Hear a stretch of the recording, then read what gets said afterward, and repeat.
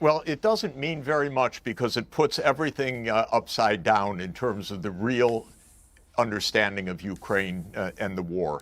The war is because of NATO enlargement.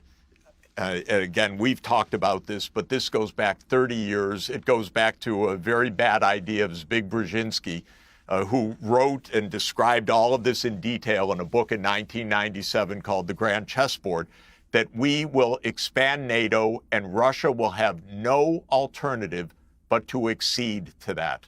And all the top diplomats said, no, this is a provocation. This will be war. And Brzezinski analyzes, of course, wrongly, but he analyzes in detail in one of the chapters of the book that Russia has no choice. It will never side with China. It will never side with Iran, and blah, blah, blah, blah, blah. Gets everything wrong. But in any event, this has been a war of NATO enlargement.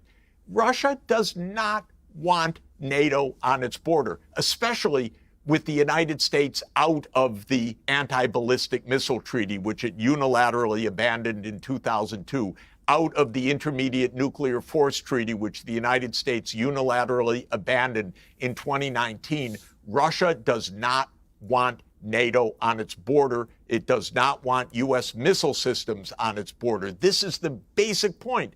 The same reason why the United States invaded Cuba in 1960 and why we had the Cuban Missile Crisis, 61, excuse me, and the Cuban Missile Crisis in 1962. They didn't want the Soviet Union anywhere close to the United States. And if we just had a little bit of sense, Piers, we would understand this, and this war never would have taken place in this territory, never would even be in question, because Russia wasn't claiming the Donbass. It was claiming